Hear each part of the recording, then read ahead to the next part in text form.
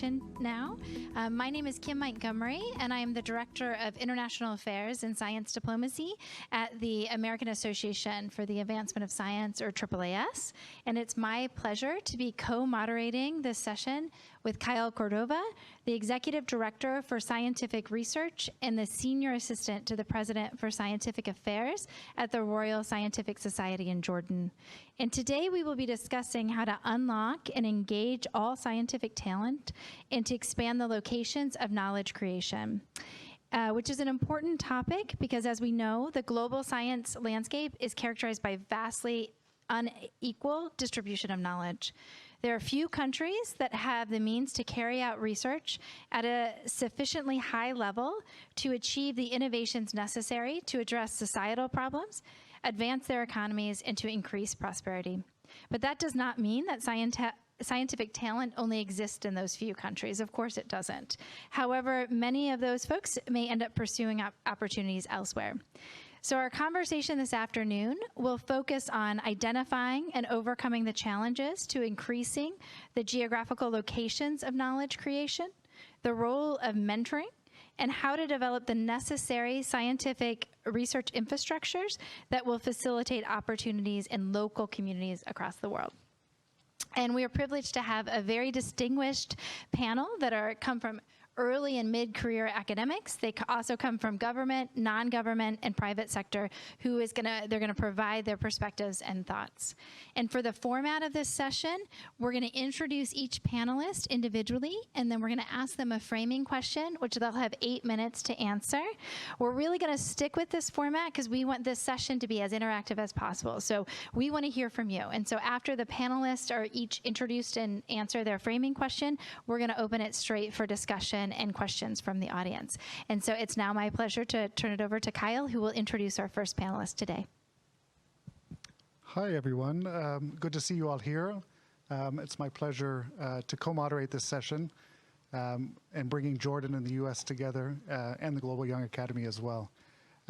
It's my distinct privilege to introduce my boss, Her Royal Highness Princess Sumaya bint Al Hassan, who is the President of the Royal Scientific Society, also the Chairman of the Board of Trustees of Princess Sumaya University for Technology, among many other roles that she plays in the country of Jordan. So Princess Sumaya, I have a framing question that I'd like to pose to you, and then I'll turn it over to you.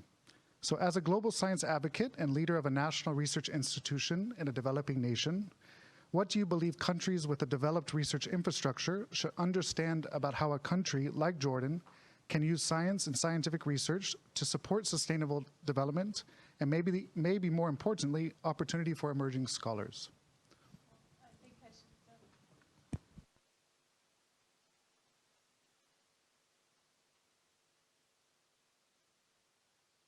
If you'll allow me to start by apologizing for keeping you all waiting. I'm so sorry, and particularly to my fellow panelists, but also to the audience. It seems that we're not rid of COVID. I just discovered that my father, who is triple vaccinated and taken all the precautions, hasn't had it for the last 3 years, has now got COVID. So unfortunately, that was what made me late. Anyway, getting back to your question, first of all, I'm delighted to be able to be a part of this conversation, which is a conversation that has been long in the making, but certainly a partnership that is even longer than the conversation. We're so proud at RSS of our relationship with AAAS. And I think it was AAAS that, and the Global Young Academy who really inspired us to go and chase after Kyle, who was working at UC Berkeley. And we asked Kyle if he would come to Jordan and work on many things, but amongst them to work on developing a program for young emerging scientists. For me, what is most beautiful is to see scientists from north, south, east, and west of Jordan all collaborating together in one laboratory, putting their personal likes and dislikes aside, and really showing how collaboration, regardless of financial background in most cases, really is able, to bring people together. And that is where I think the developing countries can really learn from what we're doing in a country as small as Jordan, where you can drive from north to south of the whole country in 8 hours, 12 if you're taking your time, but if you drive like most Jordanians, it'll take you 8 hours. And that you can actually have everybody together impacting different areas of society. And it's very much, there was that old line that educate a girl and you educate a family. But I think with what we're doing with science and the young emerging scientists is that they literally are educating a community, and that is something that is really beautiful. I mentioned, I'm sorry if I'm repeating myself, this morning that Kyle's team have created a wonderful water harvester, not like ones any of you have heard of before. We have a secret source that is part of our nanotechnology program, and it's something that they have worked on through metal organic frameworks and molecular chemistry. But what is really exciting is that they've actually created a device that impacts communities. And it's, we have that saying that we have all been hearing over the last 72 hours or so of science invests in, is an investment in human dignity. Well, this really is. It gives people the dignity of being able to have water in their homes, clean water in their homes, without having to go trekking for miles to find it. So kudos to all of you. I'm really proud of you.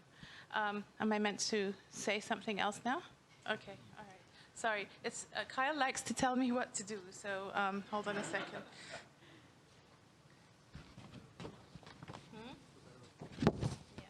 Yeah. So, distinguished panelists, it's a privilege to be here, and I would just like to say that, what do I want to say? That I'm certainly here as a representative of a country with great ambitions and a lot of talent. However, much of it is either untapped or enticed and unlocked abroad. And I think that I and my Jordanian colleagues can represent those many nations around the world that have an underdeveloped research infrastructure. Everything from facilities and equipment to cohesive and comprehensive research agendas. We are societies with pressing and sometimes overbearing daily challenges that make it difficult to put research at the center of national planning. We also know that unless we act soon to facilitate research, then a continued brain drain will exacerbate societal and economic problems. It's simply not sustainable for us to be consumers of knowledge rather than producers of knowledge that responds to our own particular circumstances. So our goal is to work, I'm so sorry that my papers are all over the place, but I'm really a little bit jangled. So our goal is to work within great constraints to make scientific research meaningful and to catalyze science generally for social and economic change that is fair and sustainable. To do this, we need to empower our own dormant or absent talent and even attract international scientists to join research programs. That will also enrich their own professional development. It's a big ask, I know, particularly at any meaningful scale. The reasons that countries like ours cannot capitalize on scientific research are multiple, and some are more obvious than others. First and foremost is the lack of large-scale funding, closely followed by access to infrastructure. But we also lack a good stock of research-based institutions, as our systems have prioritized teaching over research at universities. It's one of my bugbears. Are you a teaching university or are you a research university? And they'll say research, but they're actually teaching by rote, and that's something which we're really working on to change. Many of us must also admit to a weakness in our institutional defense of academic and intellectual freedom to allow researchers to pursue novel ideas and uncensored research. These are major systemic issues that weigh heavily on the prospects of emerging scholars to forge a research career at home. But there is a deeper issue that stalls any meaningful investment of money and resources that might be available research all too often has a problem of perception, viewed as charity by decision makers, as opposed to an urgently needed investment in the future. When a society lunges from crisis to crisis or struggles to make ends meet from month to month, it is difficult to envisage the potential benefits in a decade or two of a research culture funded today. Changing this particular mindset takes time and relies heavily on particular personalities in government and on their interest in science at a research level. So we really need to focus more on institutions and to devise strategies through which those institutions can support a sustainable model of research, one from which they can receive a financial benefit. Without some form of sustainable income generation, there is no business case for an institution to propose R&D or to pursue it. To make most models work, we certainly need grant amounts to increase drastically, and we should ensure that salaries can be paid through grants. We also need overheads to be budgeted and to help support institutional administrations. Of course, it's not just about money. Our own close neighbors in the Gulf states have long struggled with the same issues despite heavy investment. They certainly have much more money than we do in Jordan. We are probably one of the few unoil-rich countries. But some have managed to turn it around. Crucially, they have focused on more streamlined centers of excellence to demonstrate how R&D can work before investing in larger nationwide efforts.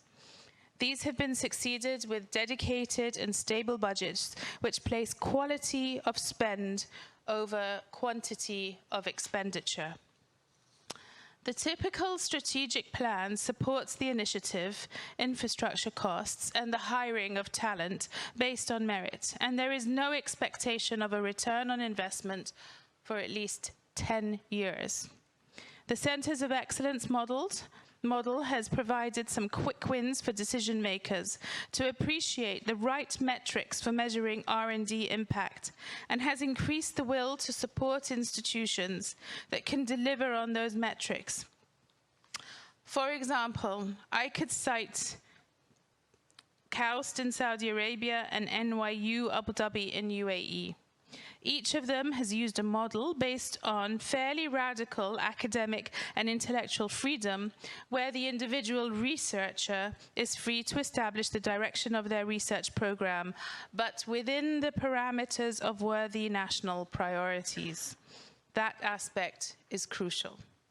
This model gives research ownership over their own professional or academic future as long as they produce measurable R&D impact, whether through publications, citations, patents, spin-off companies, awards, or otherwise.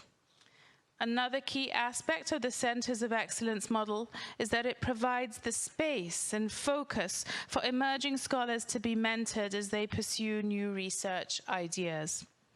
A national priorities agenda that focuses on sustainability and social justice, combined with a stable funding base, gives emerging scholars who have been appointed on merit alone the space they need to grow as individual researchers within a team. And with virtual and real networking, these institutions can link to research leaders abroad. So this is a model that is starting to work for us at the Royal Scientific Society of Jordan, and is paying dividends far sooner than we could have hoped for. If we have time, I can tell you more about our experience.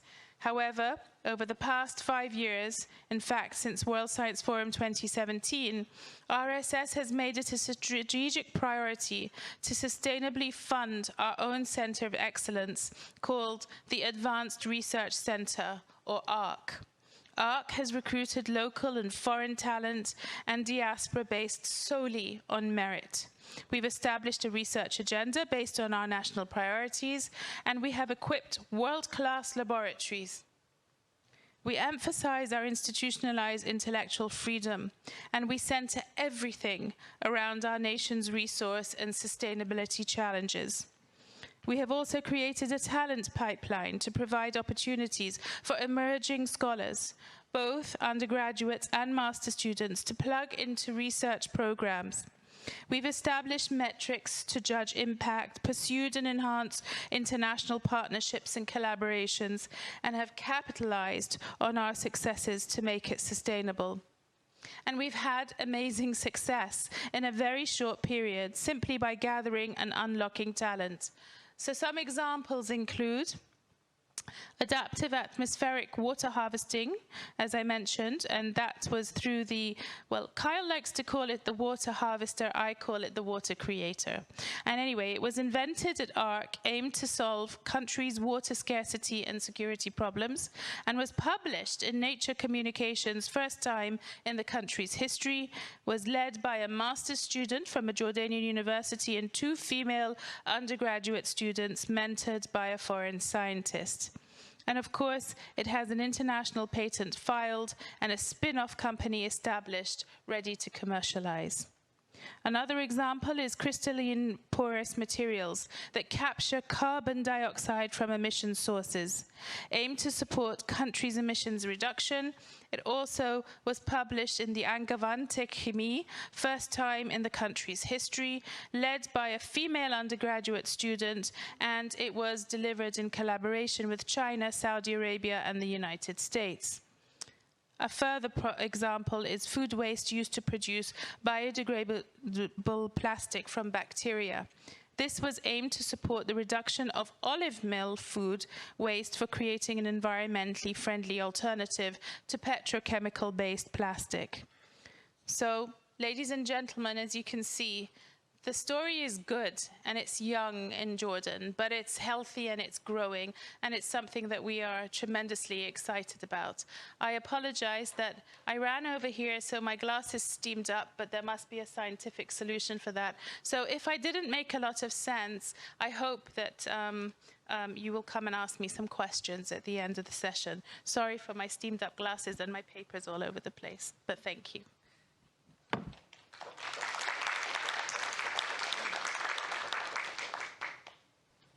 Thank you so much. And now it's my privilege to introduce our next panelist, my boss, Dr. Sudip Parikh. Sudip is the CEO of AAAS and executive publisher of the Science family of journals. He has spent 2 decades at the nexus of science, policy, and business.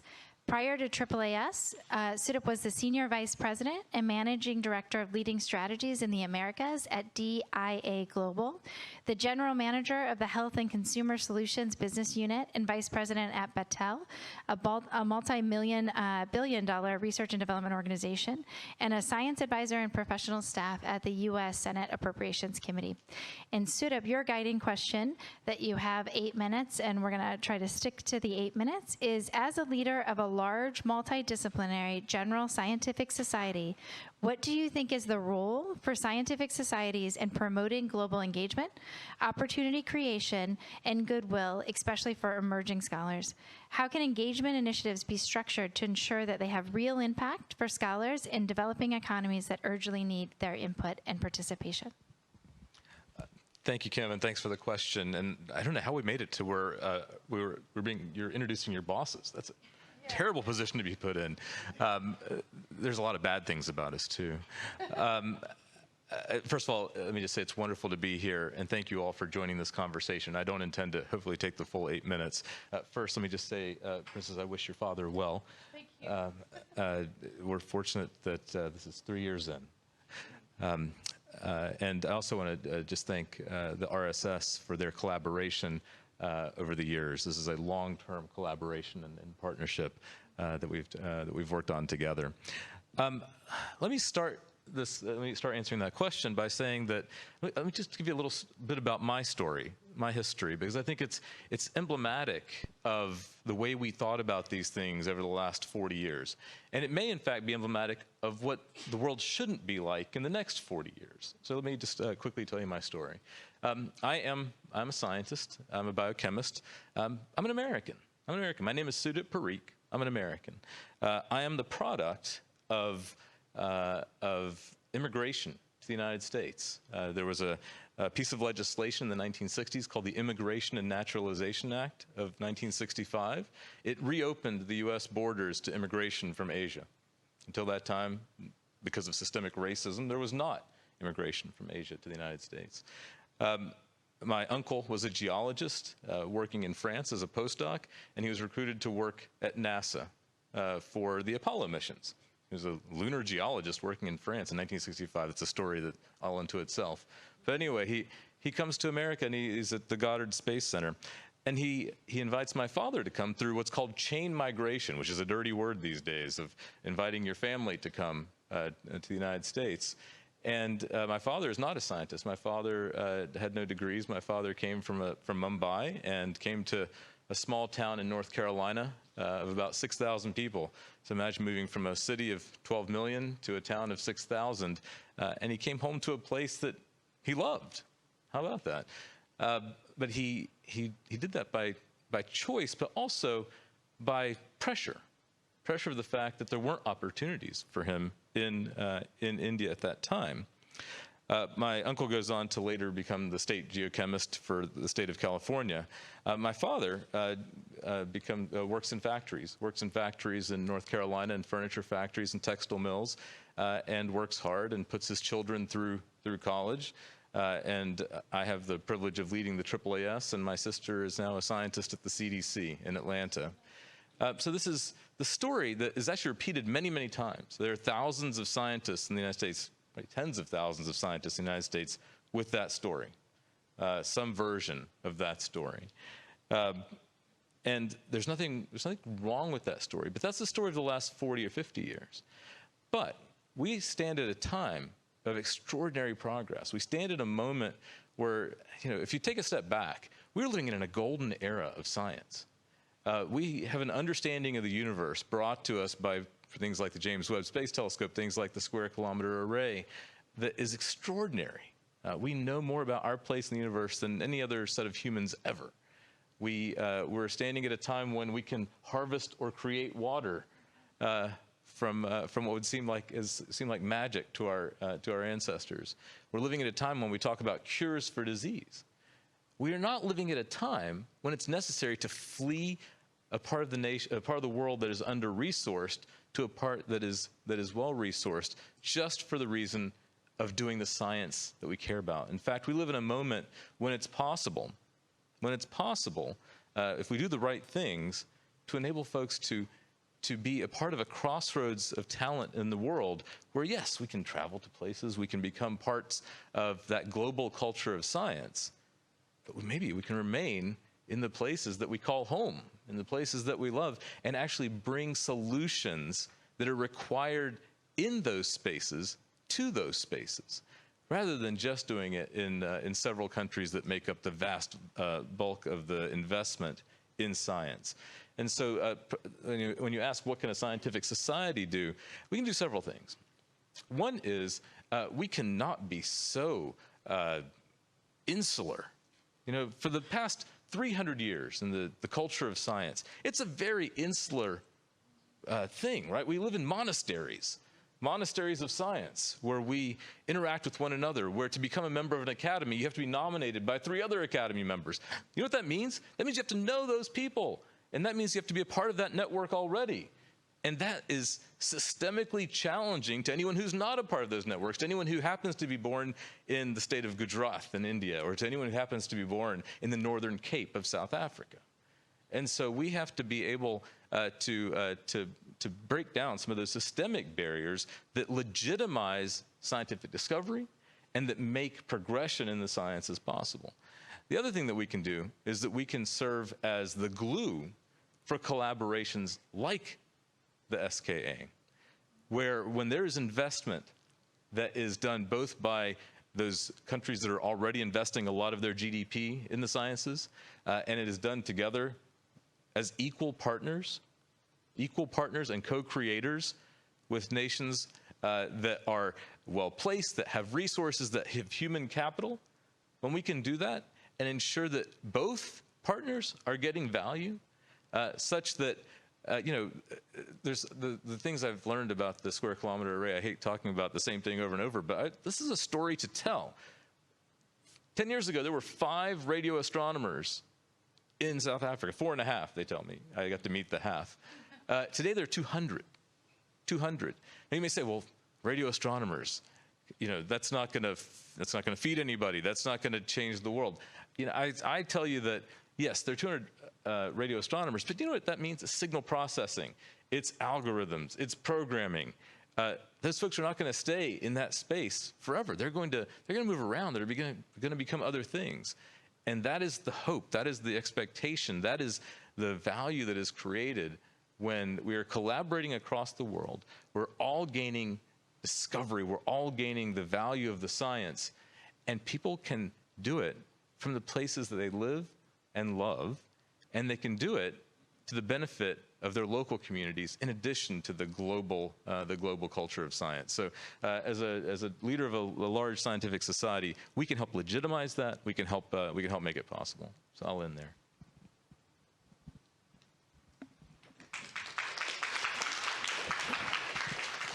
Thank you, Sudip. That was fantastic. So it's my privilege to introduce our next panelist, who is Dr. Tyrone Grandison. Dr. Tyrone is the founder of the Data Driven Institute. He also serves as the Chief Technology Officer for Public Sector and Global Partner Solutions Organization of Microsoft. And he's here with us today in his last role, which is the Laureate of the Global Young Academy. So Dr. Tyrone, your framing question is, how is the uneven distribution of knowledge, read inequality, between the global North and South affecting young people and sustainable development of emerging economies? And the second part to that is, how could the barriers created by it be lifted for emerging scientists, such as your fellow members of the Global Young Academy? Thank you, Kyle. So I have some slides that I prepared, so I'm going to scoot forward a little bit so I can see which slide I'm actually on. So let me start again before answering the framing question with, who am I and why am I here? Like what you haven't heard from the bio. So I'm a Jamaican-born American citizen who happens to be a computer scientist and also happens to be a data scientist at this particular point. And I've worked across multiple different industries across my career. So everything from Fortune 50 to nonprofits to the federal government to consulting. So I've been around the block, so I have a few observations that I want us to all understand. Again, recovering academic, so I like to start off with first principles and let's ground everybody with where we are. The first thing that we have to be really clear on, that I have to identify, name, and we have to wrestle with is that there are two foundational truths when it comes to this particular field, right? When it comes to the science-industrial complex. The first is that science does not actually happen in a vacuum. So science itself is accelerated by, is enabled by or not, by the business, the legal, the technological, and the societal factors in which that science actually operates in, right? Also, science enables, shapes, and contributes to the law, the business models, the society, and all the other factors within that ecosystem, that environment. So there's a symbiotic relationship right there between those four factors and science. The thing as scientists that we have to recognize is, are we going to see what the context is, what the factors are that play into our science, whether it's basic or applied? Or are we going to ignore those factors and possibly commit or do science that does not have any social justice angle to it, right? Because that's what that's the space that we're in. The example of science that happens within those particular factors would be this guy here. Who knows who this guy is? J. Marion Sims. Raise your hand if you do know. Nobody? Okay. Do you, Shirley? Okay, all right. So he is the father of gynecology, right? He's known for foundational pioneering techniques and surgical methodologies around female reproductive health, right? And he did this in the 1800s by using enslaved black women and kids without anesthesia to actually create these innovations and discoveries that we now use routinely. The issue is that if you look across history up to present day, you'll find lots of examples just like this where people actually leverage these four particular factors for profit and for personal gain, irrespective of what the context is the ethics are, and what the social justice aspects are contained in it. The second foundational truth, and this is going to be the one that you just have to wrestle with. If it's uncomfortable, it's uncomfortable. Is that the hallmark, the ways of being of slavery, which is essentially extractive behavior and predatory behavior, is why we are in the situation we are right now. It's the reason why you have the global north having all the revered active research institutions and the global south having none, if any at all. Quick example of what I'm talking about. Think about France and its colonies.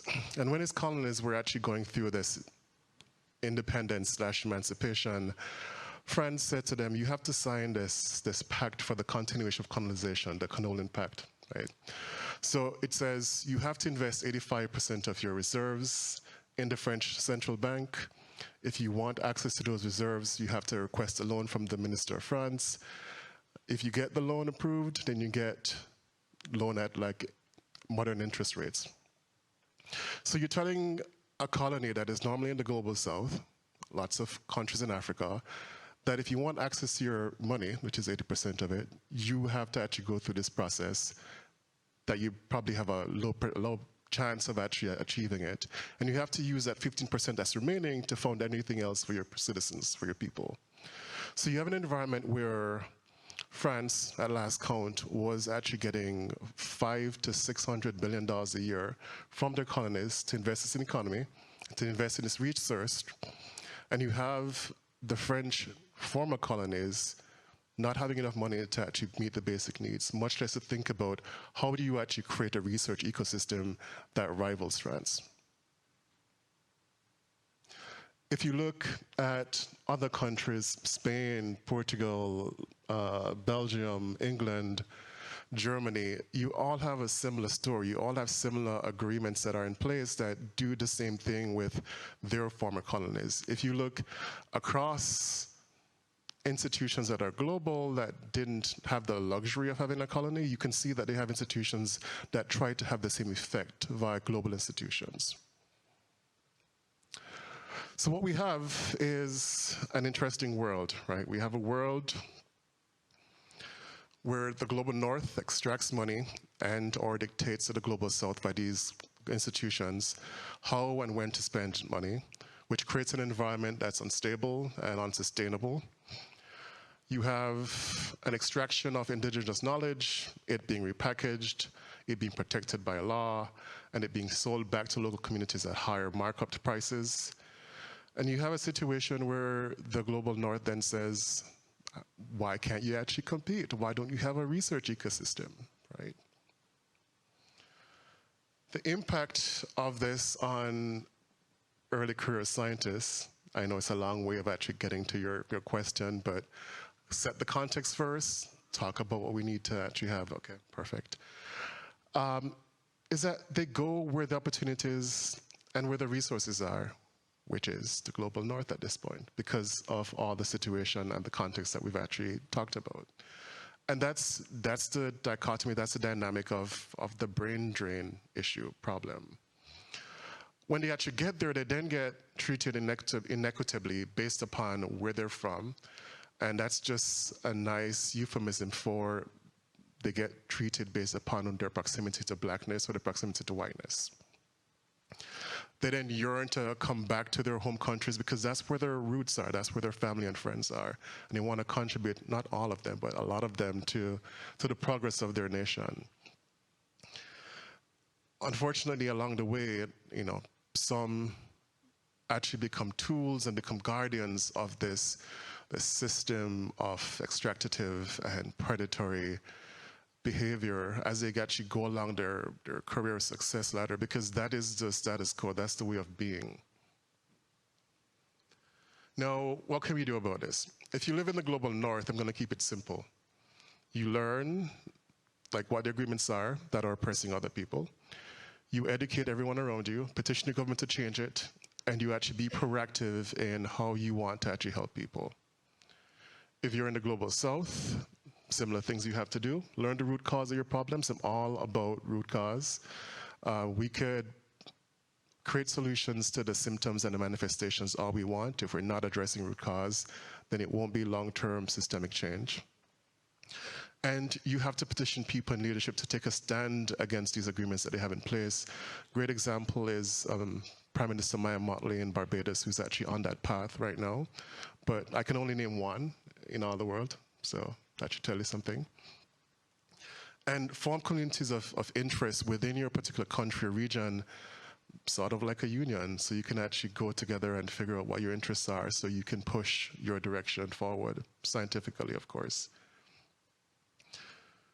Now, what should we generally all do, irrespective of whether we're from the north, the global north, or the global south, is that you need a broad-based support, an affinity or support group across both the north and the south to make sure that you have, one, a solid strategy and a focus on the development of the infrastructure in that global south country that you're interested in. So it has to be regional or country-specific.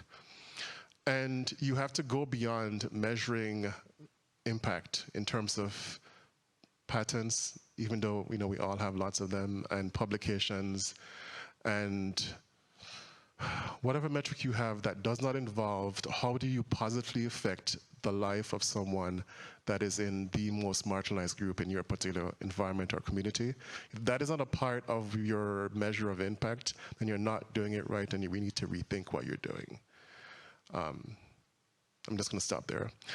The last thing you have to do is push back on this notion of maximizing shareholder value. I mean, I love the concept. I love hearing of it. I mean, I'm in corporate America right now, but the entire idea, the entire notion is, what, 50 years old, like in the 1970s, Milton Friedman. It's been disproven so many times, it's not funny, but people still bring it out, right? The one thing I love is this particular observation / quote from Stephen Pearlstein. And I want you to look at the middle section of it, where it says, over the years, it's been shown to justify bamboozling of customers, squeezing workers and suppliers, yada, yada, yada, but it's never anything good, and it always leads to inequality and injustice. But yet still we prioritize it, yet still it is at the very foundation of what we do, what is motivating scientific discovery and insight. We need to change that. With that, I'm going to stop. Thank you.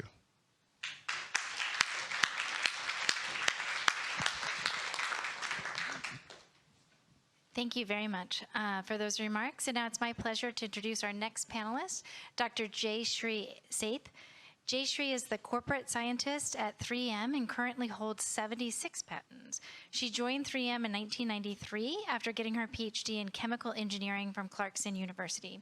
She was appointed Chief Science Advocate in 2018 and is using her technical expertise, professional development, and personal background to advance science, communicate its benefits, and advocate for diversity.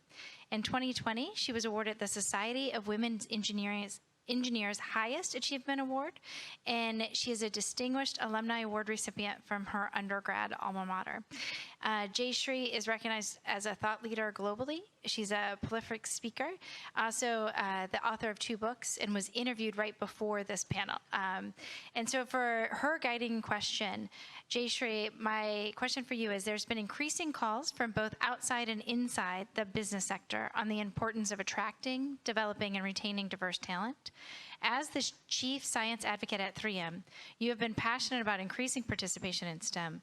What is the role for industry, especially companies with an international footprint, in engaging and expanding the scientific talent across the globe? Yeah, thank you. I'm going to start exactly where Ty ended here. There is a need for increased diversity, and it's primarily because it's correlated with increased innovation. And it makes economic sense, because if you have diversity and if you have innovation, you can garner more value. However, there's that ethical element of it also, as people move from shareholder value to more of stakeholder capitalism. And some of the companies that have signed on include my company, so we are very much focused in that particular area as well, to see how we can take care of success that is underscored by communities and employees and suppliers and shareholders also. So sharing that sort of love around. When I think about my role as Chief Science Advocate and what companies can do to advance the cause, that is the theme of today's session, I think of 4 things. The first is that companies need to advocate for science with a societal perspective. The second thing, companies need to drive innovation with an inclusion perspective. The third thing I think is we need to promote representation with a global perspective. And then finally, we have to commit to social justice with a long-term perspective. So I'm going to sort of describe the 4 things that I picked. The first one is about advocating for science, and we are all science-minded people here, largely scientists, and you may wonder why we need to advocate. Let me tell you why. In 2017, we did a global survey, developed and developing countries, and 4 out of 10 surveys said if science didn't exist, their lives would be no different. 4 out of 10 said that. 30% of the people call themselves science skeptic, and in this population, 6 out of 10 said if science didn't exist, their lives would be no different. Shocking, isn't it? Now think about this. They were taking the survey on their laptops and mobile phones. So you see what the problem is. Science is invisible to them. It's underappreciated. It's taken for granted. And this can have serious consequences to everything that we do. So we have a responsibility for all of us who are engaged in science to talk about it in a way that society can relate with it. And we also see what happens. We know the pandemic was brought up. There was a time when we clearly knew that science would be rejected, technology will not be trusted, products will be obsoleted, because it's no longer just about the practice of science, but who are the practitioners? Who are the practitioners? We just saw examples of people who were practicing science, but were they doing it in an ethical way? It isn't about the policy anymore. There's also politics wrapped around it. And it isn't just about people, but also the perceptions they hold and understanding those, because that can lead to action or inaction, as we saw. When virtually all of humanity, we faced the same existential crisis. We confronted the same fears, and most of us awaited our gift in the vaccine. But we have to be very careful on how we communicate that aspect. So companies like mine are doing a lot to advocate in a very human way and putting the spotlight on all the good things that science can bring about. And that is important because in 2020, when we did the survey, we found that people trust, in fact, in science and scientists was the highest it has been, and skepticism was low, because now science was center stage, scientists were in the public discourse, and the vaccine was being developed. So people have actually seen what it can do. And when we asked people, what do you want science to deliver? They said health, sustainability challenges, and social justice. In fact, in 2020 in our survey, social justice was even higher than climate issues. So this is front and center for people, and that's why it's important for companies, because people are customers. So that's the first one. Second is about innovation and why we need to be reframing the way we think about problems to solve and reframing the way we think about our solution set. So we have to contextualize the problems in a different way with inclusion in the forefront, and we have to conceptualize the solutions in the same way. And I'll give you an example of what we do at 3M. We have established what we call the sustainability framework. So when I go to work, I'm either working on science for climate, science for circular, or science for community. That is the kind of reframing employees are even asking for now, because everybody wants to feel that they're doing something that will help the larger community, especially after the pandemic experience. So this kind of reframing is very critical, and I think that needs to be done to make sure that we don't have the same way of looking at a problem. And that's why you need inclusion, you need diversity, you need equity, because otherwise problem sets get defined with a very narrow point of view, and that makes science vulnerable. So this isn't just about the companies, it's about all the organizations that you may work at, organizations that you may join, or organizations that you may start or run someday. Have to be very careful about what you define as innovation and how you frame it. So the third point was about the global perspective, and this is very important for us because we have sales outside of the US. We are headquartered in the US, but our sales are largely outside. So if we don't have a global perspective, we're not going to be able to develop the products and sell them and have them be accepted externally, because the cultural contexts are different, the user profiles are different, everything is different. So in fact, I feel like academia can learn something from us, because we don't say research rich or research poor. For us, it's about knowledge. And the minute you reframe with the word knowledge, you realize that everybody has it. Everybody has it. And are you digging deep into that to get that global perspective? Same thing for science and innovation. Instead of saying science and scientific areas, etc., if you say innovation, you realize that a lot of people can be very innovative without even understanding the fundamentals of science. So I think it's a nice way to reframe some of these situations. And then the last one, of course, is to keep the eye on the long game. And corporations have started doing that, because this isn't a check the box. It's structural, it's systemic, it's everywhere, and it's going to really take some thinking. So the way to get that long-term commitment to social justice, corporations can do by doing 4 things again. Must be 4, I'm thinking today the whole time. The first one is you need leadership commitment, and it has to be at the highest levels. In a corporate environment, for sure, if the commitment isn't there at the high level, it does not cascade down really well. So you got to have that top leader aligned and committed and expressing it overtly. Then you work for organizational alignment. And the way you do it is through metrics and things that you make sure the middle-level band is taken care of. You have to have establishment of goals, because without goals, you don't know what you're working towards. And then finally, you have to make sure that when you're committed for the long term, you are evaluating your strategy that you're going to do to set goal with alignment and commitment of the highest level. So that is kind of what we're working through right now. And it isn't just about the organization. We talk about it at 3M, saying things like it's an individual responsibility also, because all of us have pockets of privilege.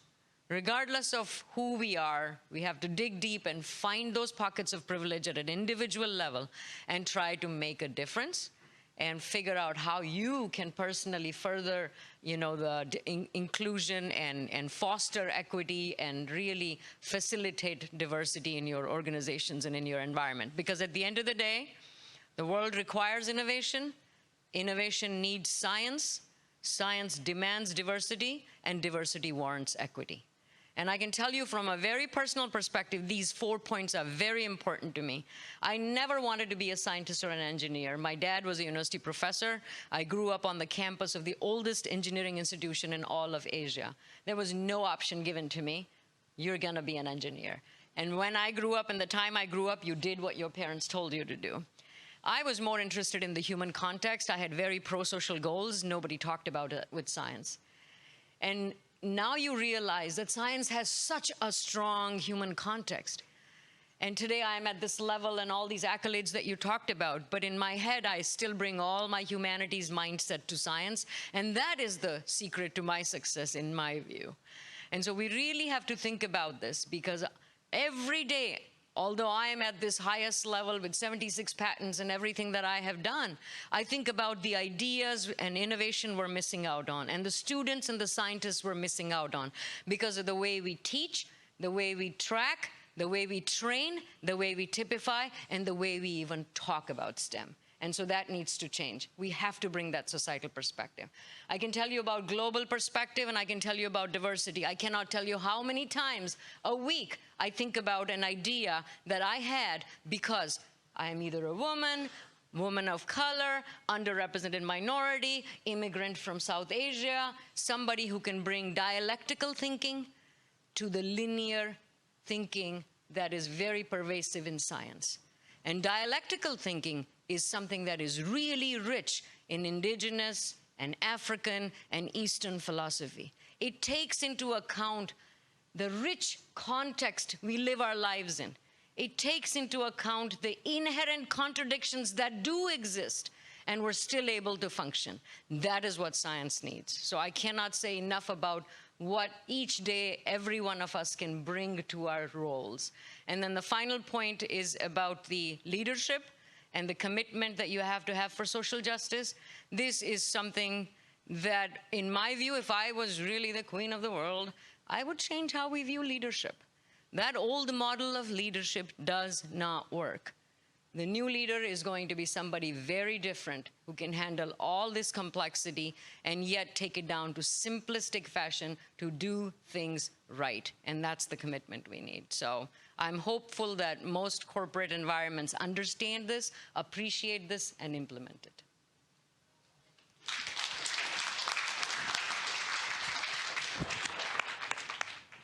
Thank you so much, Jayshree. And now I have the privilege of introducing our final panelist, Dr. Khulud Al-Jamar. Khulud started her academic career as a lecturer at King's College London. She completed her pre-registration pharmacy training at the University College London Hospital and was awarded the Overseas Research Scheme Scholarship from the University of London to complete her PhD in drug delivery. And she also was awarded the prestigious C.W. Mapplethorpe Research and Teaching Postdoctoral Fellowship. She has developed an extensive experience in designing and developing novel nanoscale delivery systems, and her current work involves preclinical translation of novel nanomaterials designed specifically for therapeutic or diagnostic applications. Include your framing question today is, if you reflect on the beginning of your academic career, were there opportunities that would have been helpful to develop your career that were not available to your home country? And as a diaspora scientist, what do you think the role of diaspora scientists are to support, inform, and amplify impact of the scientific initiatives in their home countries? So thank you very much. First of all, I'm really humbled to be among the audience here and being invited to this meeting. So I would like to probably give an idea who I am. So it put the question into perspective. So I'm Khulud. I'm a female from the Middle East. I come from Jordan, and I had a dream. So I had a dream that I could do something to change the world, and my dream was quite small, and it wasn't easy. So I studied pharmacy in Jordan, and during my undergrad, I heard a lecture from a researcher from the States who was telling us about research, which actually I didn't know about. So I don't think the term research is quite known to people. Research is when you do something that you don't know the outcome for. And that was fascinating for me. And actually, I studied pharmacy because my dad wanted, because I was one of 4 sisters who are pharmacists. So I studied pharmacy. I didn't want it. But then I thought I could do something more useful with it. So I immediately realized I like research, I like thinking and questioning, and I have curiosity for new ideas. So I worked toward that dream. I graduated. I worked as always. To become a researcher, you have to become a lecturer, you have to do a PhD to teach in a university. So I thought that could be the route.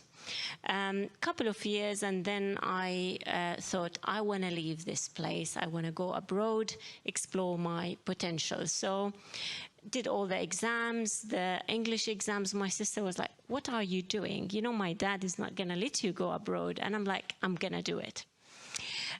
So I went to UK. I did my PhD in pharmacy, and that was in nano 22 years ago. And back in Jordan, there was no nano. So everyone is asking me, what do you want to do after you graduate? I'm going to go home and teach. Soon I realized, actually, I cannot do this in Jordan. They don't have the right facilities. And I like research. I don't like teaching, as Her Highness just mentioned. So I did my PhD. I didn't really think where I want to be 20 years ahead. All I wanted is I enjoy what I'm doing. I'm curious. I ask questions every day. I want to prove it. I worked very hard. 4 years down the line, I got my PhD, and then time to go back. I go back to Jordan, and I need to go back and teach because I have a binding contract with my university. And I was awarded this very prestigious fellowship that is awarded to one a year within King's College London or University College London. So I went to my boss and I said, I need to stay for a couple of years to do postdoctoral training. That wasn't important for him, and it was a very important decision for me to decide what do I want to do next. And I took the research side, and I carried on, did my research training, being fascinated with nanomaterials and applying them for medicine. But what I think was throughout in my head is, how can we use knowledge to change the mentality of our young generation? Because that's where the potential resides. And it has been fast moving that really, I'm impressed with the young generations. I actually, when I was a PhD student, I didn't know what I wanted, but now students know exactly what they want. They have a vision of their future. So we should use that. As a health scientist, so I work in pharmaceutical science, we try to develop personalized treatment mostly for cancer and brain diseases. Our reward is actually not immediate, and that's sometimes frustrating because you have to work on a researcher for 4 years to see how they develop. So it's a slow process, and you really have to be passionate about it, understanding of the students who come from different backgrounds. So my lab has so far mentored students from about 30 countries, and 80% of them come from developing countries. And one fascinating thing that I heard from an Indian fellow who visited my lab for 4 months, I asked him, so Ravindra, what have you found different during your stay here? And he told me, actually, I had the decision, you gave me the decision to decide to explore what I want. And I was like, wow. So this is a big thing for him, and in the Western world, this is for granted. So one thing we really need to start putting into our young generation is give them the freedom and the trust in themselves and their own ideas. So that's one thing that probably in the beginning they're skeptical about their potential. So leaders, mentors should be able to find, study the personalities of those young generations and really empower them. So empowering young generation. So back to the question, what I would have liked I would probably, if you ask me, I would have liked to be a little bit more mentored on research and why I'm doing this. It took me a while to figure out what I want. And that's because research concept is pretty much lacking in our countries. And I would like to see now universities that put emphasis on research, not because they want to apply for a promotion. The performance indicators have to change. A single author paper, being a first author on a paper, that doesn't work anymore. I was in a talk this morning, and I was surprised to hear that people still use age to identify the stage of a career researcher, being under 45. This is actually not inclusive, and we really need to start thinking someone could go into this slightly later in their age, and we have to measure things quite differently. And at the moment, there's a big gap between the two worlds of how we look at things. And until we really perturb this current equilibrium that's there, it's going to be hard to step to the next level. So what do I take back and help? So one thing I was told when I decided not to go immediately to that teaching position is you would benefit the country when you're here. And my answer was, I would benefit. I'm a role model abroad. I was promoted to a full professor within 6 years of my first appointment as a lecturer. And that alone could give belief to our young generations that they can do it. It's not a far dream. It's something that they can achieve. I could mentor young generations. And you know, I still believe in that. So we have a very interesting project with RSS at the moment, funded by the Royal Academy of Engineering. And we're having this exchange between researchers from Jordan to UK and vice versa. I host in my lab students from all over the world and really sending them as ambassadors to train young generations. So this is, I do understand where they come from. I have been in their shoes one day, and this is something I would like to continue. One thing is about dissemination of science. So how do we disseminate science? And I hear this all the time. We don't get our publications accepted because they see we're coming from X country. No, it's not because of that. It's because your output does not stand as good as someone from who work on their manuscript. So really mentoring, helping our scientists to disseminate and being able to present their work where it can be understood and match the quality of researchers in the Western world is quite important. So I can see the gap. I think we need to revisit our standards. We need to revisit what qualifies as, what do we research on? I mean, this is a big thing. So in my lab, we start with a problem. So a cancer clinician would come to me and would say, I have this drug that's actually not effective because it doesn't reach the site of action. But if we do, then we can treat breast cancer or brain cancer. So we need to start with a problem. Research to find a solution. Think of the long-term impact that we want to change lives, we want to change society, but moreover, we really want to change the mentality of how we think and how we evaluate things. My mom told me, have you prepared for the talk? And I said to her, I don't know what I'm going to say. And she said, you need to prepare. So, you know, it's all really random thoughts, but I hope that it just gives some food for thought for us. And we can't work as individuals. We really have to work together. We have to work collaboratively. Her Highness mentioned about different countries. It's like the European Union, actually. They're working together to synergize and maximize the potential of what they do to get the best outcome. And this is how we can work efficiently. And we need to start doing that. Thank you very much.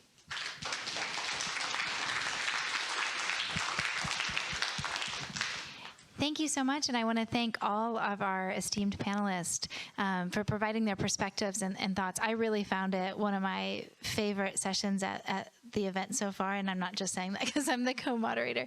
But I really want to hand it over to the audience. I already see lots of hands raised, so I'm going to try to even just hand people the mic. Maybe we'll take 2 or 3 and then give it back to the panelists. Hello, my name is Martin Dominic. I'm at the University of St Andrews in Scotland. I'm also a former member of the Executive Committee of the Global Young Academy. I'm wondering, why do so many countries in the Global South try copying models that are well established in the Global North and working there?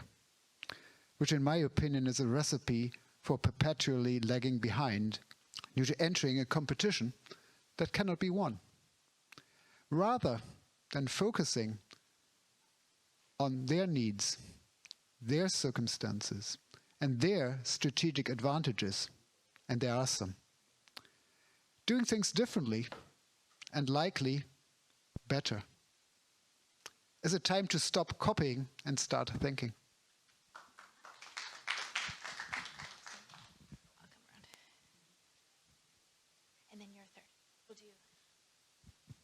My name is Galileo Violini. I am from the Colombian Academy of Science. I have 2 comments about your presentation. One is that of Mr. Garrison. I think that what is really important is not only that people work with their fellow mates, fellow country mates, but at the regional level. Many of these things require regional actions, and because countries often cannot deal with all this problem. And in my opinion, regional actions may allow to put on the table of negotiation with the North the problems with much more strength. But this is a minor comment. The other comment I would like to make is that really I think that this talk did not cover all the problem. The problem, in my view, is not only to bring science to developing countries, but one must realize that in developing countries, to use the same words of Mrs. Ramos this morning, when she said that the world cannot forget 50% of the people, the women. Well, in developing countries, much more than 50% is lost. It's lost for economical reasons, it's lost for social reasons, much before they arrive to study, to make a PhD somewhere. And this is the problem, in my view. World and the developing countries in particular cannot get rid of the potentiality of more than 50% of their country. And I give just one number.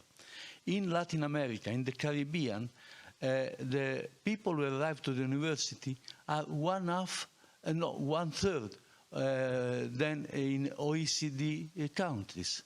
This is unacceptable, and this is, in my view, the first problem to unlock talent, because the talent you don't unlock are much more than those which in some way you can save.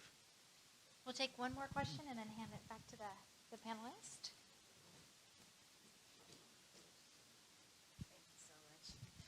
I'm so glad that I got an opportunity to speak, because I have been literally stalking Dr. Sudip since yesterday, because I had a question, but I'm glad that I landed here by the grace of God, and all my questions were answered. But I do have something to bring up.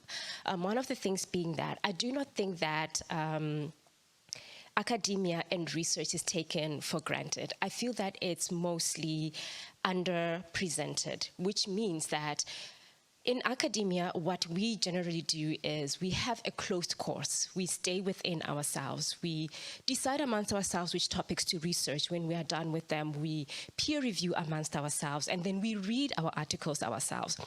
And then when we are done with that, we give ourselves awards, and then we sit down and wonder what other questions we can answer.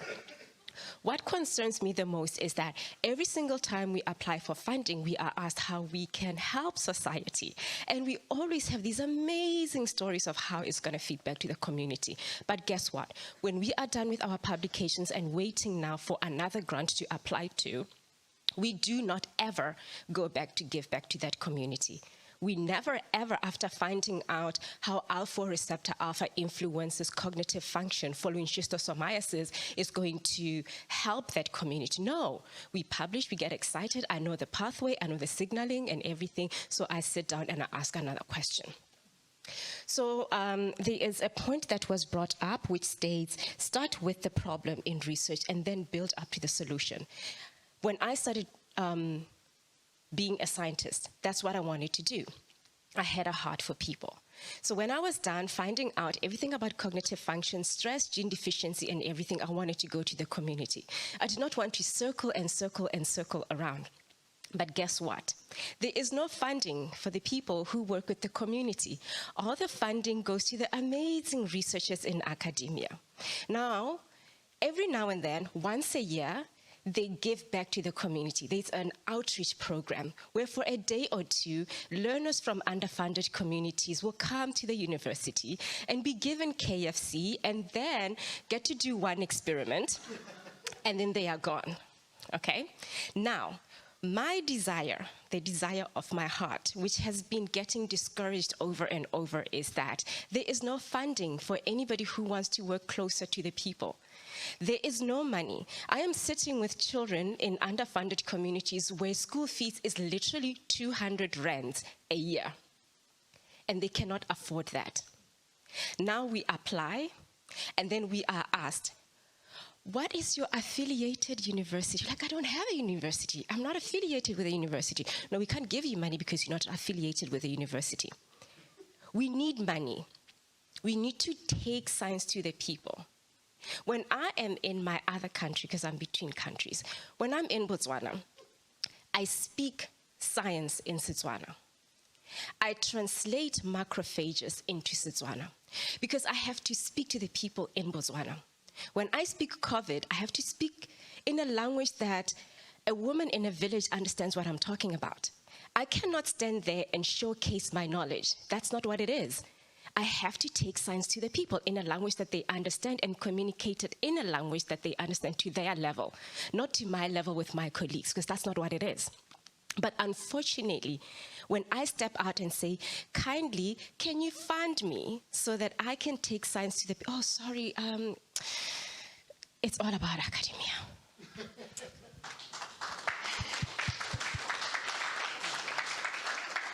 Very, very good questions, and I will hand it over to the panel. I don't know who wants to jump in first, but...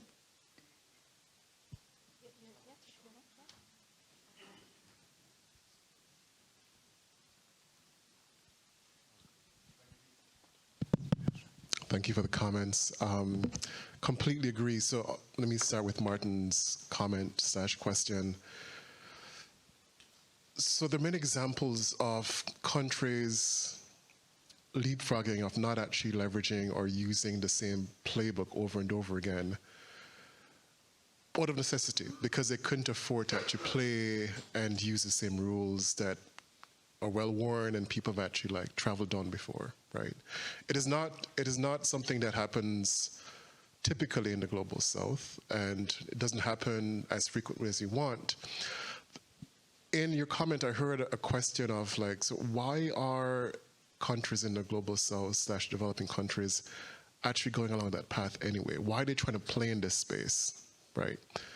And what came to me initially was because they're trying to play in the system that allows them to actually progress, that allows them to actually advance, right? And the metrics that are set up incentivize that. So we have to change that entire environment if we want to encourage innovation and leapfrogging from the global south. Like the first comment. So the gentleman behind you, and I thank you for your comment. I didn't actually go through all my thoughts on all the slides. It did say country or region in one of the slides I was actually talking through. So I completely agree. So some of the problems, like you need critical mass, and the critical mass may not be in country, it definitely will be regional. The honest assessment is that even though you have these collectives at the regional or country level, that is probably not going to be enough, right? You're going to need people in the diaspora, people in the global north that are aligned with that particular regional push, strategy, direction to help you move forward. Not only just mentoring, but like being an advocate, opening doors, lending their privilege, lending access to money wherever it is possible. And to the young lady who asked that question over there, I couldn't agree more. There's this concept in computer science called human-centered design, where we focus on not just, and again, multiple companies within the US are horrible at it, not just building or designing things for people, but figuring out how do we actually make the end user an integral part of the process, and we ensure that community is not only the one that we deliver to, but they're building with us. They're an integral part of like every single step that we design. If we could actually figure out how do we get that to be a concept that is funded in the global scientific industrial complex, that would be fantastic, but at this point, like I have no idea or levers.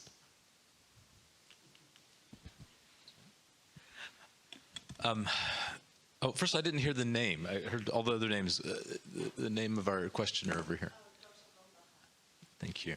Let me start with your question. It's the one I feel closest to. You told me you have no levers. You were a Lemelson ambassador for the AAAS. There are certain programs that are out there that are. How do you include and legitimize work outside of the publication? And look, I'm the executive publisher of Science. I think that you should publish in Science. It's an important thing to do. But there are scientists who are collecting water samples in rivers and lakes around the world, measuring that for the safety of their communities. That work is as valuable as discovering the next subatomic particle. It is as valuable as that. And so what can an organization like the AAAS do? We can legitimize that.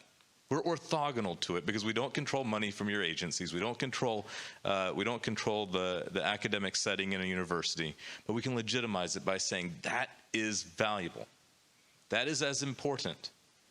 And part of that is by widening the aperture of who is at the table, by creating the Lemelson ambassadors, which means, of course, that Ty here has some patents, because that's how you get that's how you get there, right? Is having that street cred in the sciences, but then also the ability to speak to people situationally aware. Right? I don't talk to my mother is not a scientist. I don't talk to her about these things in the same way that I talk to a scientist that is a colleague. But we have to train that. We have to legitimize it. We have to make sure that it is valued in the system in which we all participate. And so, as AAAS, we can help legitimize that. Others should be doing that as well. And so, I beg of all of you, let's make sure that this is not just an unholy alliance of publish, get into academia, become an assistant professor, and make your way up. That's important. There's nothing wrong with that. But it is not the only thing that is important. Thank you so much. I'm not going to try and answer all of the questions, but I would just say on the subject of, why imitate what's happening in the global north, I would agree with Ty that we're not all trying to imitate. I think there have been great opportunities given. A lot of us are now leapfrogging processes. We in Jordan have actually just in 2022 created our National Academy of Sciences. My organization was known as the de facto Science Academy, but actually we have now gone that one step further, and I realized that an academy that is created in 2022 is going to look and function in a completely different way to an academy that was created in the 18th century. And it might even be a virtual academy as well, and that's part of what we're doing. The most important thing is that we're able to connect, because we know that we have so many diaspora scientists abroad, and we want to make sure that they are kept abreast of what's going on at home, and that they still matter. It doesn't matter which part of the world they are, or which corner of the world they are occupying. We want people to feel that they are valued. So I think we are looking at models that work for us. And maybe there was a time where, I don't like to use this expression. I've maybe used it too many times in the last couple of days because I hate it so much. But maybe there was a time where it was, eating crumbs of somebody else's table that mattered. Now, I think there's such a force of national self-reliance that we are actually privileged to be able to say we're going to take the best of all models and make a model that works for us. So that's the way that I think we're going, and I think people have woken up to the fact that the solutions are not always as they would appear, and that we have to work out a size that fits for us. And if I can take advantage of now speaking, having, I came in a little bit like a bat out of hell with my glasses steaming up and my papers all over the place, but I just want to say I feel very, very honored to be sitting with this panel. And you said, if you were Queen of the World, well, Jayshree, I think you spoke like Queen of the World. It was amazing. And Khulud as well, I'm always proud of any Jordanian woman, but today you made me burst with pride. And and over there, I think you're going to have to vie for the Queen of the World spaces, so because that was really amazing as well. So I'm not ignoring the comments that you made as well, but I don't think I'm as equipped to be able to comment on them. But I just want to say that I was somebody also who was told by my father that it was a sense of duty and service to my country that meant I am in the position I'm in today, but in a completely different way. I'm not a scientist and I'm not an engineer. It was by accident of birth. I had a passion for art. I wanted to go to the Slade. I got accepted at the Slade in England, and I was told you can't be an artist. You're just going to paint all day long. So, and I also was told that I couldn't. So then it was like, well, you can study history of art. So I went to another college of London University, and I studied at the Courtauld Institute of Art, and I did my degree in pre-Islamic sources of Islamic art and architecture, and I was pleased with that, and working in the Victoria and Albert Museum and all of that kind of thing after I graduated. And then it was like, no, you've got to come back home because we need to find a university. We need to establish something that is tailor-made to Jordanian market needs, because it was the 90s and it was the IT boom in Jordan, and we needed somebody who would lead a process that would respond to Jordanian market needs. And I was like, but I failed at maths. I was awful at maths. What on earth do you want me to do to work with technology? You know, and it's like, well, you know, you've got to come back and do this. And I was like, okay, so I'm going to sit in meetings where people are just going to be saying, yes, Your Royal Highness, no, Your Royal Highness. And then I walk out the door and they're going to say, what the hell does Her Royal Highness know about telling us what to do? Because I was working with academics who were 3 times my age, and you know, there was 20-year-old me.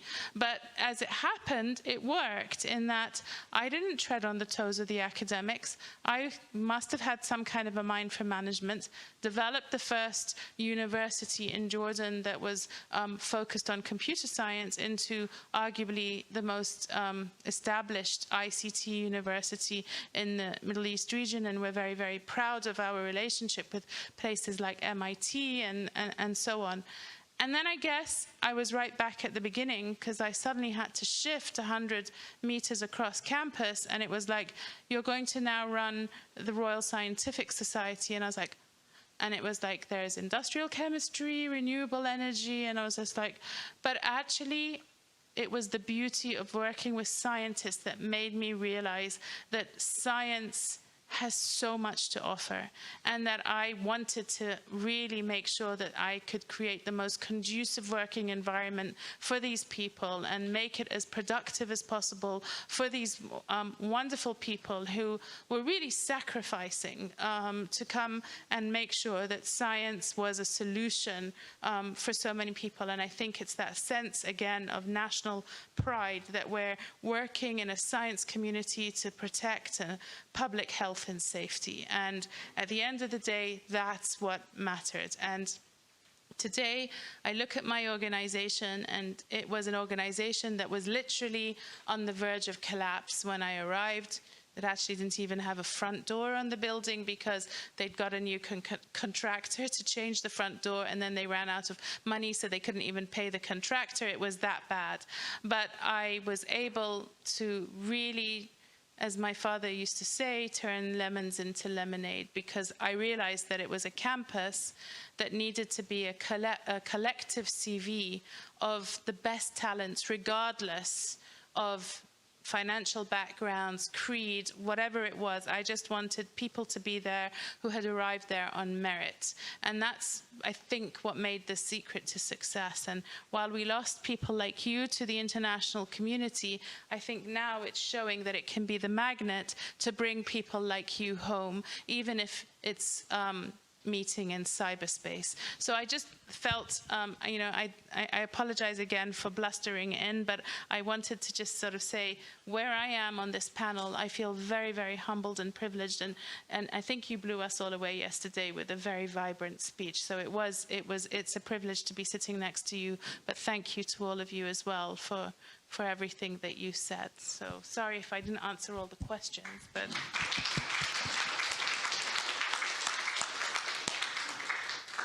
Okay, I'm conscious of time, and we're over right now. If the panelists are okay, can I take 2 more questions, and then we'll do a final statement. Is that okay for everyone? All right, you were holding your hand up first, and then I'll come to one over here. Thank you so much. My name is Stephen Mufamadi. I'm actually South African. I come from University of Nelson Mandela. I want to say to Prof. Jamal, I'm not sure if I'm pronouncing your name properly. You are really inspiration for some of us. I've been following you for the past 5 years. Whatever she posts, I always like on the social media. just to show you I'm very, very, she's not always a role model in UK or in a country where she comes from, but you're a role model to everyone, including some of us from South Africa. I've been poking her, talking to her all the times, and I know she was very busy, but I was really inspired with work that she do. I'm actually a nanomedicine specialist in South Africa. I love nanomedicine. I went to Novartis in Switzerland and learned about it, and I was really inspired with nanotechnology. I know some of this technology might not seem like suitable for other countries, but in South Africa, we also need solutions. We have a lot of problems in Africa generally. South Africa, we've got HIV, we have TB. These have been problems for many years, but there are no solutions. We are now having cancer and many other diseases, and so many other tropical diseases that are neglected. So I feel like it is very important to not thinking we are copying from anyone. We need skills. We need the role models. We need mentorship. We can solve our own problems if you equip us with knowledge and the skills that we can solve our own problems. We're not copying anyone. Actually, my question actually was based on the, I forgot your name. The gentleman there. Yeah. Okay, thank you so much. I was really personally inspired by seeing the issue of the radio astronomy facility built in South Africa. I can tell you, before it was built in South Africa, people would never think South Africa is capable. They said, no, it's not capable. And I was also not only inspired because it was South Africa, I was also inspired because it was in Northern Cape, where no one even know about it, where there's nothing interesting about it. But it was built there. But today we can hear that there's a lot of impact. So many people have graduated, so many expect, more than 200 expect in South Africa. I mean, this is a world facility in the country. So to be honest with you, you can really see that we not necessarily wanted to copy anyone. We said, people from Global North, please give us opportunity.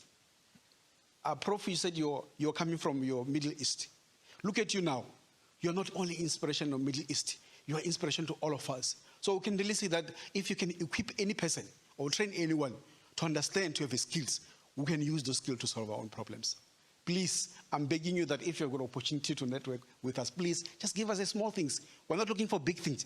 Give us at least a recognition, a bit of training, so that we can solve our own problems in our continent. Thank you.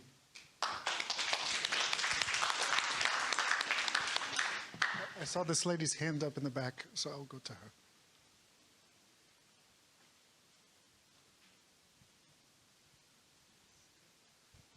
Hi, I'm Catherine Kress. I guess I'm one of the 4.5 radio astronomers who was here 10 years ago. And I used to tell a very happy story similar to the one that you told about the potential for this project. And sadly, I actually think it has become more the kind of project that the third speaker described, something where we are actually being exploited in South Africa.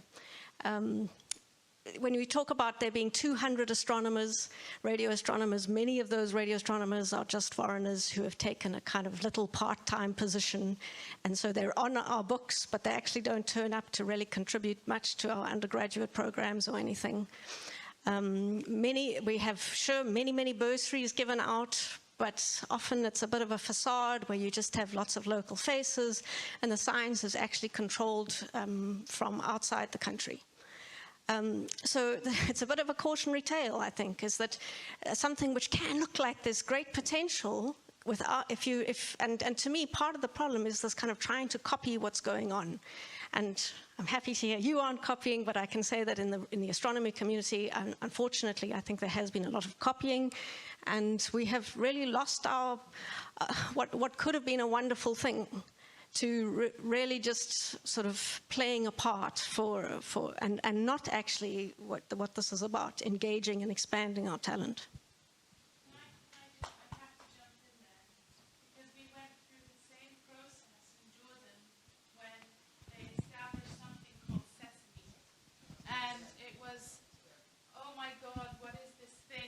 Spending so much government money, and it's all for foreigners, and nobody's going to get a look in. And you know, it was terrifying, and people were scathing of Sesame.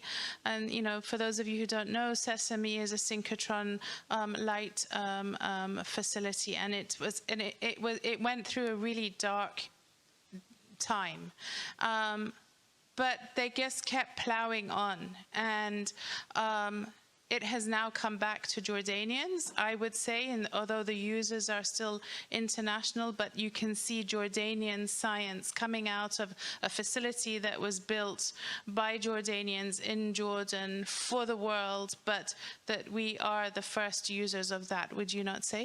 Yes. And so that's something, so I would just advise you keep going. It's painful, and we watched it, and there were days where, you know, people would come and say, what is Sesame all about? Not that I had anything to do with its inception, but they would come to the science community, and it became sort of the science community dinner party conversation.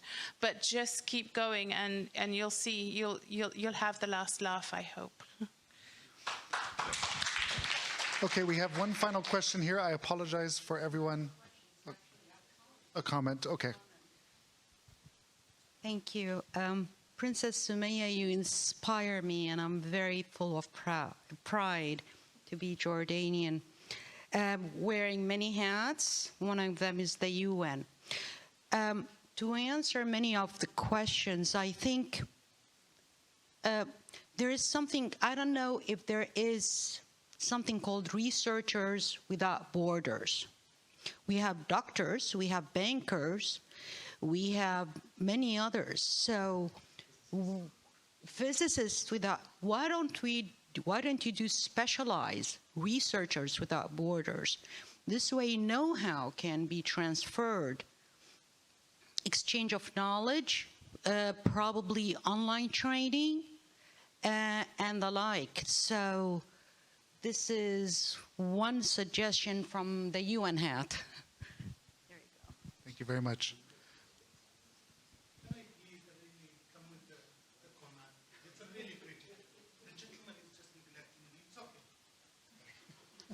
I'm neglecting because of time. I'm just trying to respect everyone's time. إن الوقت كالسيف إن لم تقطعه يقطعك. Sorry. Time is like sword. If you don't cut it, it will cut you. Ma'am, Her Excellency, I wish to express my gratitude for highlighting Sesame. In fact, the unique continent where there is no synchrotron is Africa. And Sesame is, and the Executive Director of the African Academy of Science, Boateng, Prof. Boateng is here. We are using it as a typical role model example, in fact. Please continue that way. My question to all the panel's members, and we are inspired by your uncle, Prince Hassan, to whom really we are extremely grateful, being a patron of the Islamic Academy of Science and guiding us with his wise advices. Sorry. Yes, please. Sorry. He is really a role model for us in the Islamic world. My comment is the following. Africa is nearly 1.3 to 1.4 billion. It's nearly China. And 60% of that population has less than 25 years old. So there is a huge flux of upcoming youngsters coming to the higher education system. And therefore, the education of this critical mass of a human component in Africa is a must. And education is a really pillar. And in that regard, I would plead to you as a really a lobbyist somehow for the science and technology and education to ensure that to lobby your governments whenever an aid from the north to the south, in particular to Africa, a percentage should be dedicated to education. And to ensure that these fellows will be able to be highly educated and ensure that these fellows that who will be becoming the workforce of the continent would ensure that would have the right skills to ensure that their research or their education will be able to be translated and therefore to respond to the social needs of the African continent and the South. In effect, the problems that we have all over in Africa are the same in the Middle East: water scarcity, health, and so on, and the same thing in the South. Thank you so much. I do apologize for being forceful like this, but our colleague Okay. All right, I'll pass it back to the panelists. When we start down here, since.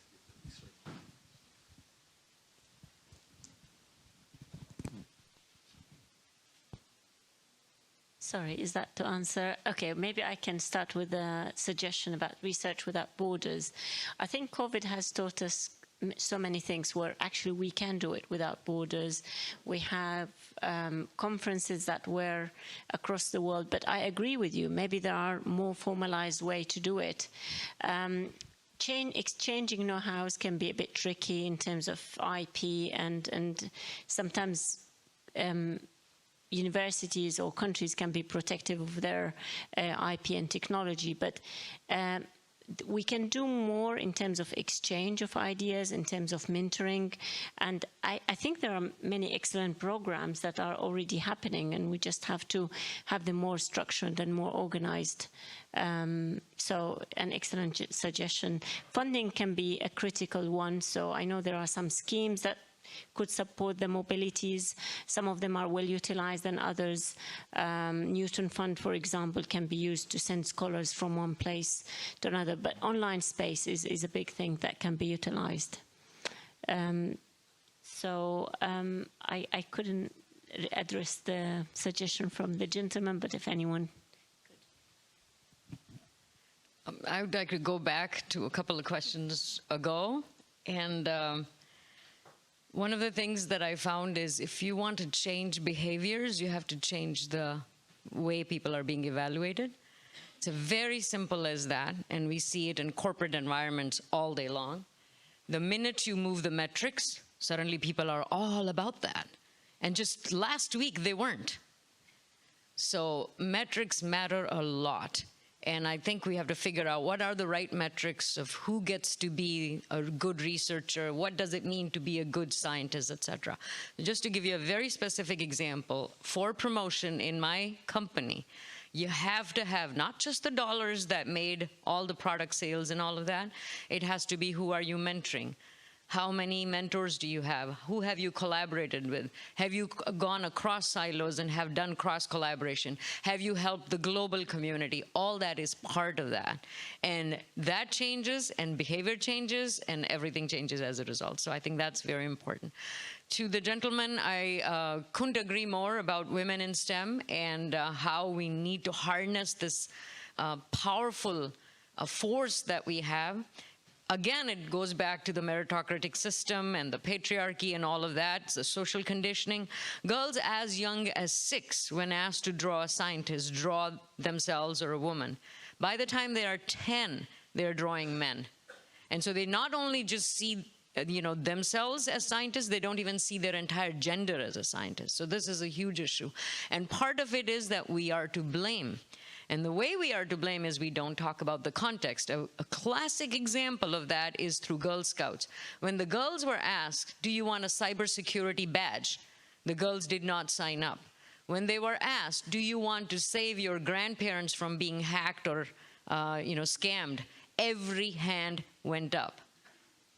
So it's a very simple difference and we have focused it so much on content because of who came before. It was largely men, and it has to be content focused for them. Women care a lot more about context. I'm not just saying it, this is well researched in the social sciences, which brings me to that point of social sciences, which the Dr. Borama over there mentioned, that social sciences are so critical. And somehow, in the vein of pushing for STEM, we forget that aspect of it, to taking science and using social sciences and everything that they have to offer to really contextualize the science you're doing in the community. So all of that, if we start weaving in together, we can change the rubric, we can change the metrics, and we can change the optics of who really is a scientist and who can contribute.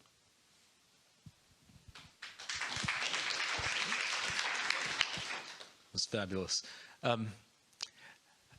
If I can, let me just take a second to talk about inspiration and aspiration and implementation. When we gather here and we talk about the world that we want to have, we start with inspiration.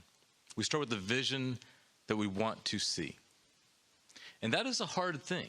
That is a hard thing because we get trapped in our daily lives without that moment of inspiration. So gatherings like this are places of inspiration and aspiration. What do we want to become? Implementation is messy. The inspiration is poetry. It is about talking about what you want the world to be and about how you want to aspire to make it happen. Implementation is messy. Implementation never gets it completely right. Implementation takes curveballs. It goes left and right, and we make mistakes. Every generation makes mistakes. Every leader makes mistakes. And in these roles that we have, we take it for granted that we somehow have it right. I don't have it right. No one has it right. What I have is progress to be made. I know how to take that ball a little farther. And I shouldn't have this job for a very long time because there's going to be somebody who is ready for it in the next generation. And the next generation is not 40 years younger than me. The next generation is 10 years younger than me. Okay? And so I will fully subscribe to the fact that Sesame wasn't perfect when it started, that the AAAS, my gosh, the AAAS was not perfect when it started. It began in 1848. It was white men only. Women were not allowed. We have a history of having presidents who were eugenicists. There are plenty of mistakes in this organization that I lead today. But evolution and revolution can happen. But it requires this inspiration, this aspiration, and this implementation. And so to my colleague, one of the first 4.5 astronomers, I'm confident that you are absolutely right, that there are challenges. I'm also confident that it's going to take your energy and the energy of the people in this room and the energy of the people of South Africa to ensure that they are not just on the table, but at the table. And it's going to also require partnership from folks outside of South Africa because we do this together, not alone. So thank you for your comment. I want to make sure that you understand. I hear you. I agree with you. We must do this not in the poetry of inspiration, but in the messiness and frankly, the kickboxing of implementation.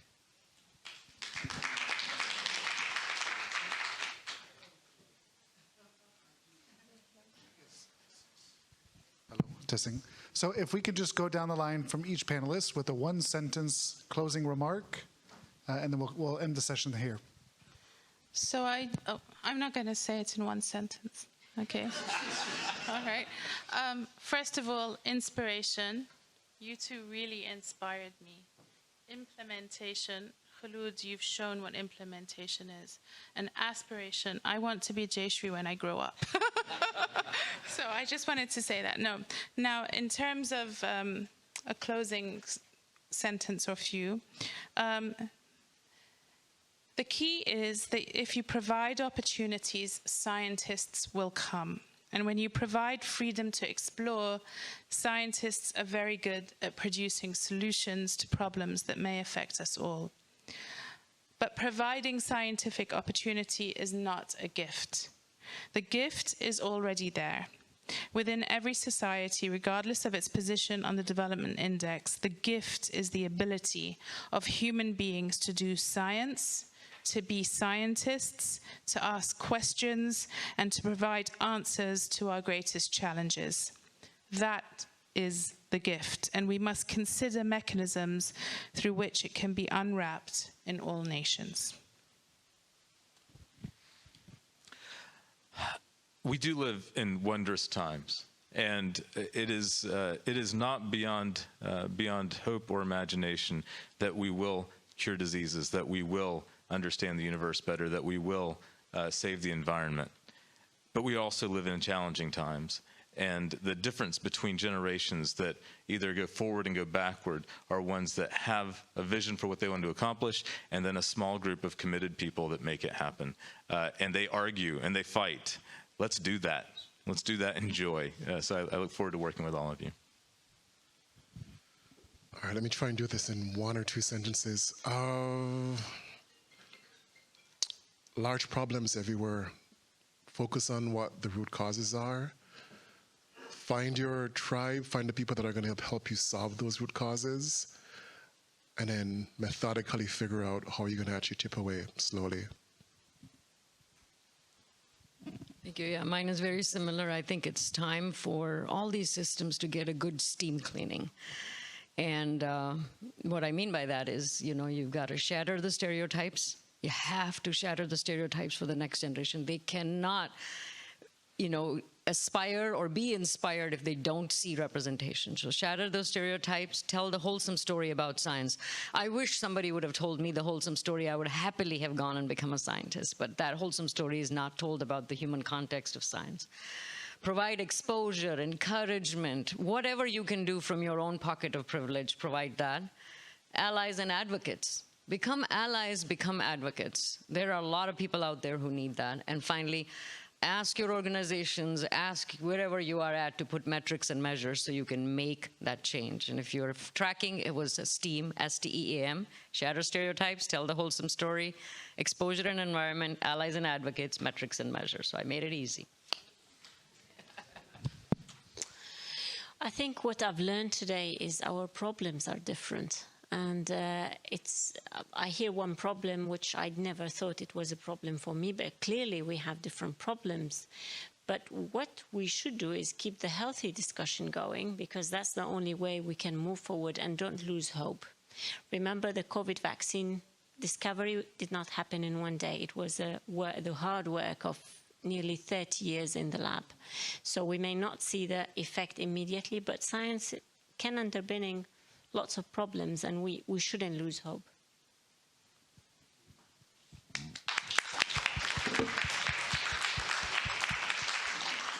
I want to thank all the panelists. This has been a fantastic session. I want to thank my co-moderator, Kyle. It's been really a privilege working with the Royal Scientific Society, and it's a long-established collaboration with AAAS. I want to thank all the audience for your attention, for your great questions, for sticking with us long after we were supposed to be done, and really just I hope this is the beginning of this conversation. So thank you so much.